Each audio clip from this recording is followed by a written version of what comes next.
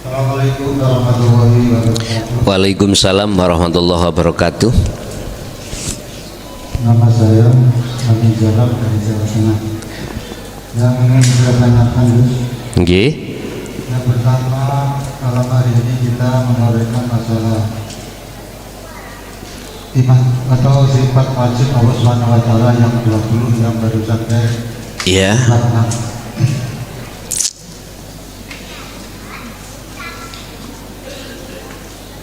Kita manusia diciptakan oleh Allah Subhanahu wa taala dari 4 unsur. Nggih. Ada unsur tanah, unsur air, unsur api, dan unsur udara. Kita manusia bisa hidup ini juga terdiri 4 bagian atau 4 unsur juga. Ada jasad, ada ruh, ada akal, ada nafsu. Ada jasad, ada ruh, ada akal, ada nafsu. Dikatakan oleh Gus tadi bahwa sifat Allah yang 20 itu ada pada diri manusia. Apakah kita sebagai manusia mempunyai kehendak yang boleh yang timbul dari diri kita sendiri atau tidak? Itu yang pertama yang saya tanyakan. Yang kedua, yas'alunaka 'anil ruh, qul ruhu min amri rabbi. Kalau kita berbicara roh, itu kelihatannya para jamaah kurang mudeng, termasuk saya sendiri. Walaupun sudah banyak kitab-kitab yang membahas masalah roh, ada yang membahas sampai 9 roh, ada roh biologi, ada roh rohani, ada roh rohani dan lain sebagainya. Yang sebenarnya yang dikatakan roh itu yang bagaimana? Kalau kita mati, apakah roh itu yang bertanggung jawab atas amal ibadah kita, baik amal baik atau buruk kita? Itu yang bertanggung roh atau yang lain? Kalau rohnya orang mukmin itu akan kembali kepada hadirat Allah Subhanahu wa taala. Sedangkan rohnya orang-orang yang mati membawa dosa akan masuk alam barzah. Konon katanya guru yang baik bahwa yang bertanggung jawab atas seluruh amal kita adalah jiwa kita. Itu yang betul, yang bagaimana. Yang ketiga, kita sebagai bangsa Indonesia tentu mendengar adanya paham wahdatul wujud yang dibawa oleh Syekh Siti Jenar. Itu yang sebetulnya itu bagaimana, Gus? Wahdatul wujud atau wahdatul syuhud yang benar? Demikian, terima kasih atas segalanya. Apabila ada kekurangannya mohon maaf. Wassalamualaikum warahmatullahi wabarakatuh. Waalaikumsalam warahmatullahi wabarakatuh.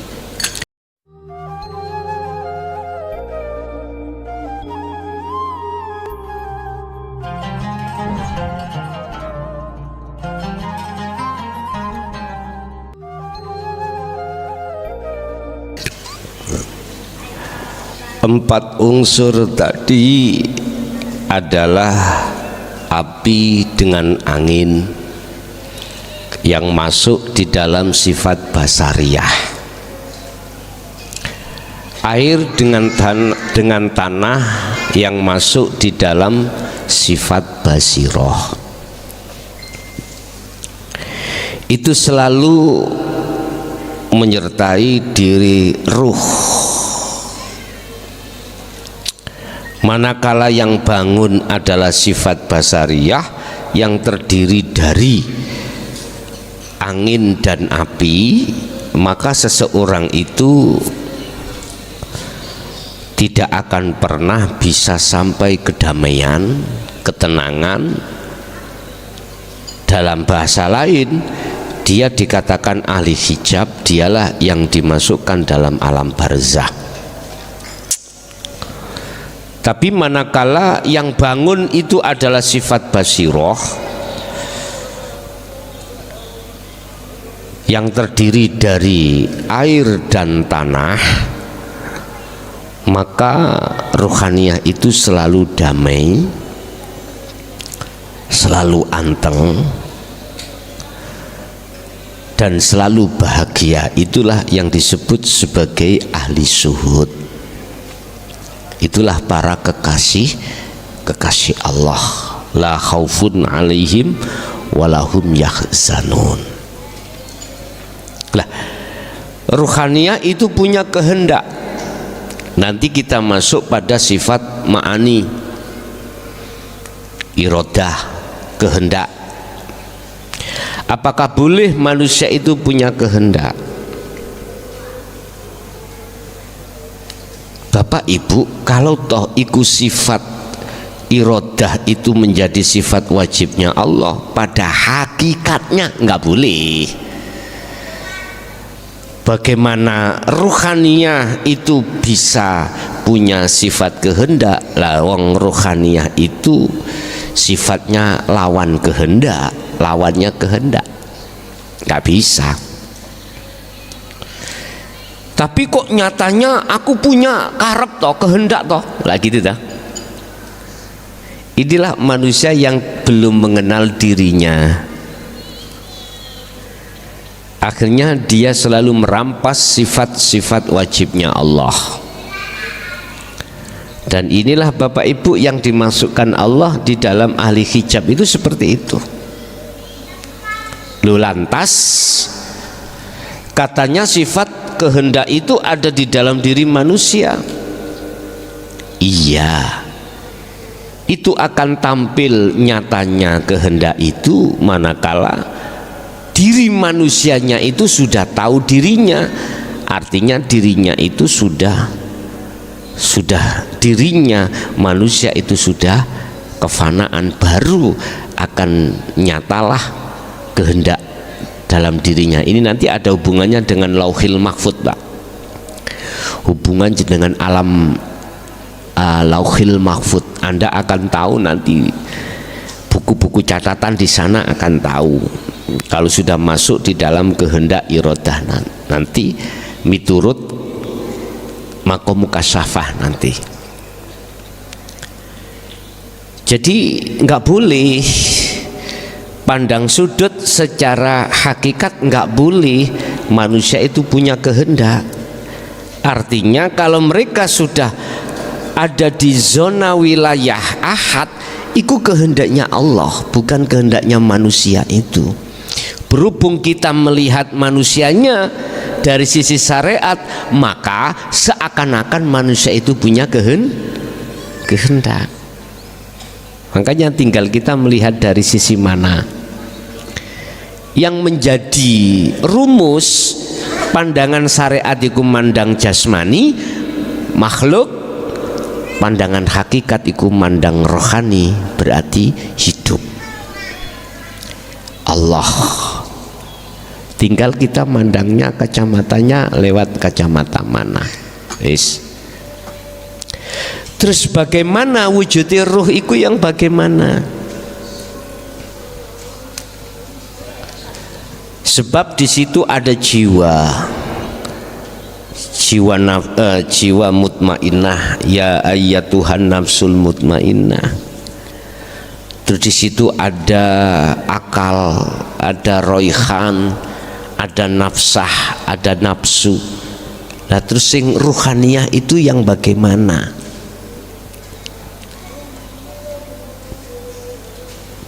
Bapak Ibu, kalau jenengan melihat dari sisi kacamata syariat, wujud roh itu gak jauh berbeda dengan wujud apa yang ditampilkan roh secara jasmani iki.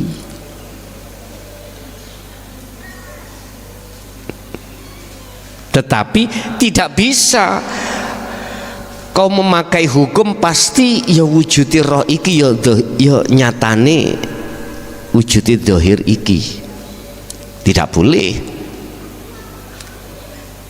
Nah inilah yang ada seseorang yang mempunyai satu amaliyah untuk menemui rohnya sendiri, jiwa pada dirinya sendiri, Akhirnya mengatakan kalau sudah ketemu dirimu berarti kau sudah sampai makrifat. Bukan bos, bukan. Kadang kan kita itu waktu suluk, kita itu ketemu diri kita lah gitu dah. Ada yang seperti itu. Yo persis wajahnya iki. Terus Anda mengambil kesimpulan, inilah man arafa nafsahu, sapa wonge sing ruh awake. Dimaknani seperti ini, bukan, salah. Hadis qudsi yang mengatakan man arafa nafsahu itu barang siapa yang tahu dirinya, itu maksudnya hidup, itu bukan hidupmu. Loh itu loh baru tahu. Itu yang dimasakan tahu, bukan ketemu waktu kholwat ruhaniyah itu mau keluar dari dirimu menemui diri. Bukan Pak, bukan itu. Yang ku maksud man arafa nafsahu itu kau itu sadar bahwasanya kau itu tiada, loh gitu loh. Sehingga mengapa kalimat berikutnya, kalau kau sudah tahu dirimu, ya faqad arafa rabbahu, kau dikatakan tahu Tuhanmu. Ini menyangkut masalah hidup, bukan pertemuan ketika saat Anda ikut kholwat ketemu dirimu sendiri, bukan bos. Yang dimaksud man arafa nafsahu itu adalah kau nyadari kalau kau tiada, loh itu loh. Loh bagaimana kau ini sadar kalau kau itu tiada, wong kau tiada kok iso sadar? Ternyata gandeng fakot arafa rabbahu, berarti sing sadar iku sing nyadari iku Gusti Allah. Ya apa? Yo hidup itu sendiri. Sehingga saya pernah katakan sing delok iku yo sing didelok. Yang melihat dan yang dilihat itu satu pelaku. Tadi saya katakan, yang dikatakan tahu dirinya sendiri itu kau sadar kalau dirimu tidak ada, sudah tiada. Terus dibantah, bagaimana kau bisa sadar kalau dirimu tiada, wong kau itu tidak Akhirnya teruskan qad arafa rabbahu gitu Pak. Ayatnya kan ngeten. Kok angel ya. Man arafa nafsahu faqad arafa rabbahu. Barang siapa yang kenal dirinya, tahu dirinya, maka betul-betul dia itu kenal atau tahu Tuhannya. Maksudnya Anda itu sadar kalau Anda itu sudah tidak ada. Duh, bagaimana bisa kita akan sadar kalau kita tidak ada? Lah wong kita tidak ada kok. Bingung banget teman. Terusnya ayat faqad arafa rabbahu, berarti yang sadar, yang mulus, yang tidak berserikat, yang tahu sendiri, yang sadar sendiri ku siapa? Ya rabbahu iku. Hidup itu Pak. Bagaimana kau bisa melihat lah? Kau itu tidak ada kok melihat itu. Bagaimana kau manusia dikatakan tahulah kau tidak ada.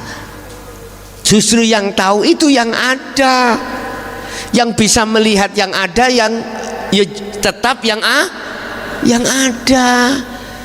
Wong nggak ada kok bisa melihat ada, itu piye toh?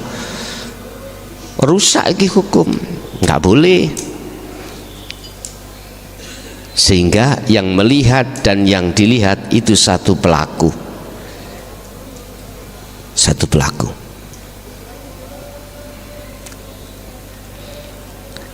Terus rupane roh iku ya apa, ilangono roh dhisik.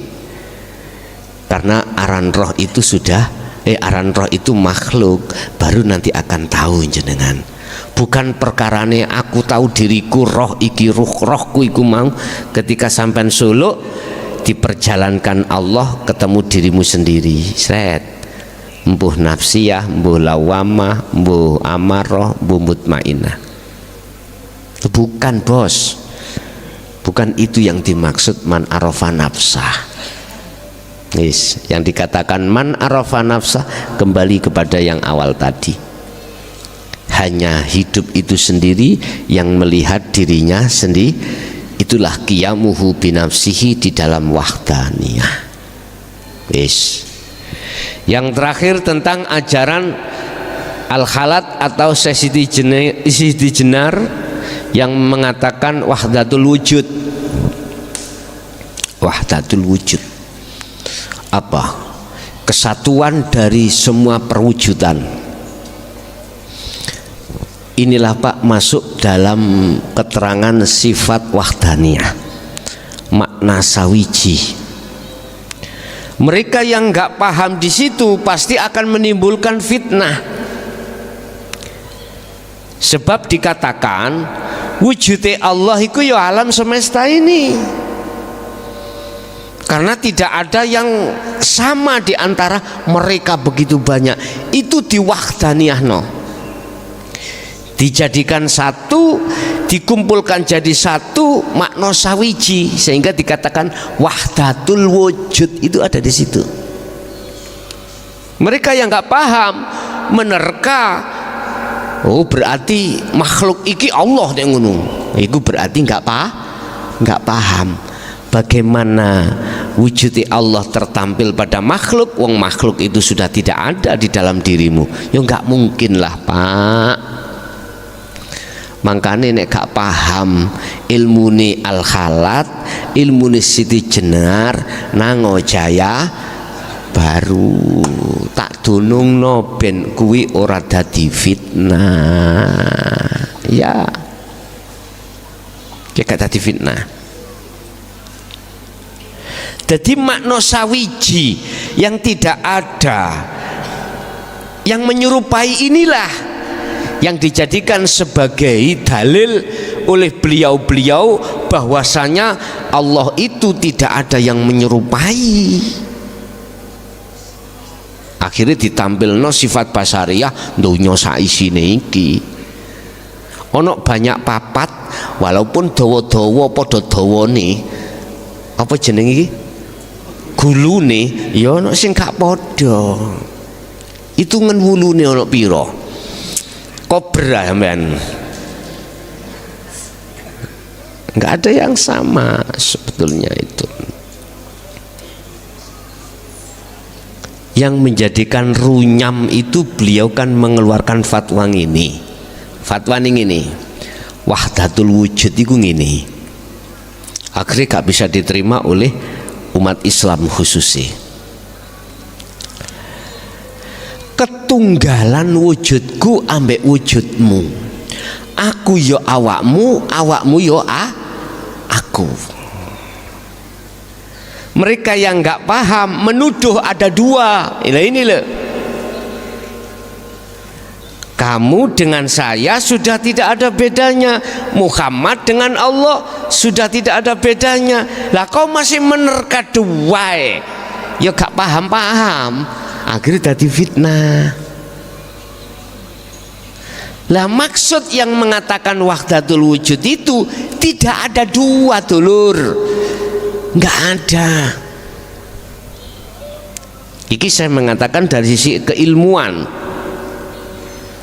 Nanti lebih paham lagi, Anda tesiskan, Anda buktikan dalam bentuk khalwat itu sendiri. Wis tak.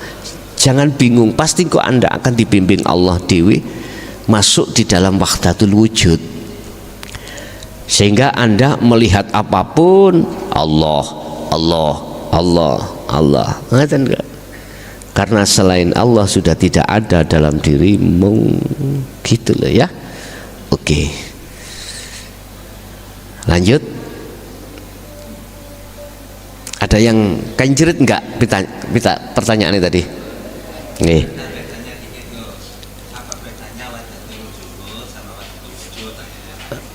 Wahdatul juhud kali wahdatul wujud. Wis. Wahdatul juhud itu apa sih?